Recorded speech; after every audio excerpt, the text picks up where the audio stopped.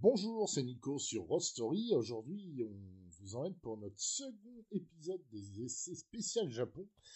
On vous emmène ici une petite auto très attendue, la Honda EE, comme électrique évidemment, mais pas seulement. Cette mignonne Honda ne ressemble à rien d'autre de connu sur le marché. Mais aussi mignonne soit-elle, que vaut-elle une fois sur la route? Nous l'avons vérifié. C'est un déconfinement un peu spécial qu'ont connu les constructeurs et journalistes automobiles, frustrés de n'avoir pu essayer de voitures pendant plusieurs mois.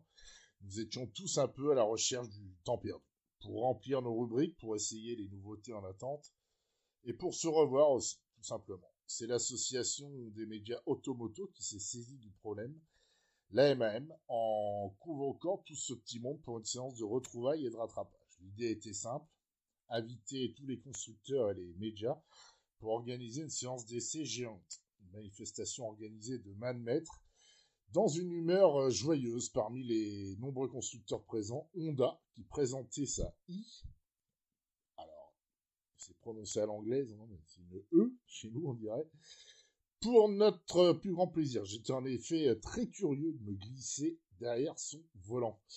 C'est évidemment la première chose qui saute aux yeux quand on voit la petite Honda, c'est son look. Son design est très travaillé et lui donne un côté très japonisant. Cette Honda i ne laisse personne indifférent et nombreux sont les têtes à se retourner sur son passage. Elle reprend d'ailleurs la plupart des grandes lignes du concept car présenté au salon de Francfort 2017, tout en s'offrant deux portes supplémentaires et un diamètre de jambes plus raisonnable.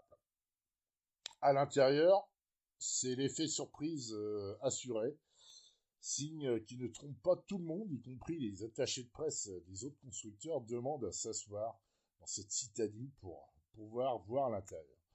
Le tableau de bord est parcouru par un écran sur toute la largeur, ou plutôt 5 écrans alignés, 3 grandes dalles juxtaposées et 2 écrans qui remplacent les rétroviseurs. Et oui, depuis le temps qu'on nous promet ça dans les concept cars de salon, on s'est enfin débarrassé de ces miroirs. Alors à l'usage, c'est absolument génial. On voit beaucoup mieux en fait que dans des rétroviseurs, je dirais classiques, hein, à miroir. Le spectre, en fait, l'angle de vision est plus large. Il n'y a pas de reflet. Il n'y a pas de problème de réglage de rétroviseur puisqu'en fait n'importe où, enfin, peu importe la position de conduite, en fait, on a toujours une très bonne vision sur les rétros. Donc c'est vraiment une invention qui est vraiment sympa, qui est bien. Moi j'avais un peu peur, hein, que ce soit finalement moins bien que des vrais rétroviseurs, et c'est vraiment sympa.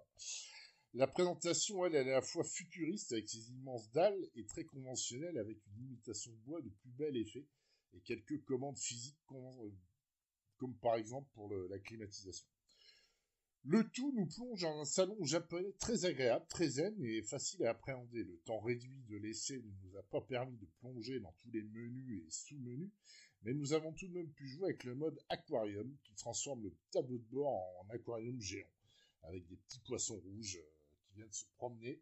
Alors, aucun intérêt, et du coup, c'est totalement indispensable. Je pars pour une petite heure sur les routes de Picardie pour évaluer ce petit jouet rigolo. C'est peu, format de l'essai oblige, mais ça tombe bien parce que dès les premiers tours de roue, je comprends que cette petite Honda n'a pas de temps à perdre, c'est nerveux, ça marche très bien et on profite évidemment du couple disponible instantanément, comme sur n'importe quel électrique. Les 3,90 m se faufilent jusqu'à la sortie de la ville pour attaquer un terrain un peu plus sportif avec des routes de campagne. Le 0 à 100, lui, est expédié en 8,3 secondes et les 154 chevaux sont bien là pour faire bouger les quasiment 1600 kilos de l'engin. Elle est un peu lourde, effectivement, à cause des batteries. En mode bourrin activé, la Honda reste prévenante. Le confort demeure d'ailleurs acceptable, même sur une route complètement défoncée, appréhendée un peu trop vite.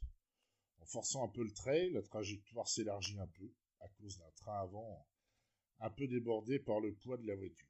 Rien de bien méchant, la voiture ne file pas tout droit, mais le poids reste l'ennemi. Tout cela n'entame pas le caractère joueur de l'engin, qui est, je vous rappelle, une propulsion, et comprend un malin plaisir à violenter un peu. De manière globale, le chapitre performance et comportement routier est largement favorable à cette Honda, C'est moins le cas de l'aspect pratique, avec ses dimensions de citadine.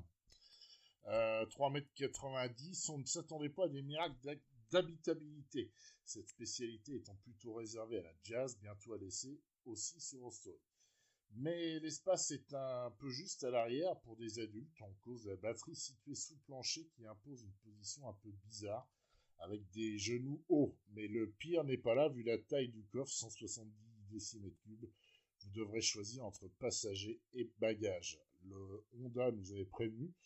C'est une voiture pour la ville, elle est effectivement réservée à cet usage. Ça semble confirmer son autonomie de 220 km seulement. Alors, une position que la marque assume totalement, assurant ne pas vouloir employer une trop grosse batterie, synonyme de poids, de coût, etc. La i dispose d'une batterie lithium-ion de seulement 35,5 kWh qui a malheureusement tendance à se vider rapidement. Il faudra un essai plus poussé et plus long pour le vérifier avec plus d'exactitude, mais l'appétit en kWh aux 100 km nous a semblé un peu élevé pour être honnête. On pourra la charger en 30 minutes à 80% sur une borne rapide 50 kW, en 6 heures sur une wallbox 32 ampères ou en 19 heures sur une prise domestique. Le bilan, avec un prix élevé de 38 060 € pour ce modèle essayé et 35 000 € minimum pour l'accès à la gamme, la i ne se donne pas, même avec les aides qui pleuvent de partout en ce moment, d'autant que le rayon d'action apparaît comme un peu juste en dehors d'une utilisation exclusivement urbaine. Il est un point sur lequel aucune autre citadine ne pourra rivaliser pourtant, c'est le look et le capital sympathie. C'est totalement unique au cours de ce court essai. Les regards étaient aussi surpris que le lendemain, nous avons essayé la McLaren GT. Cette voiture se vendra certainement dans les beaux quartiers. L'occasion pour la marque Honda de faire parler d'elle en France, pays où on a tendance à l'oublier. Vous pouvez retrouver cet article avec de très belles photos de notre confrère Soufiane.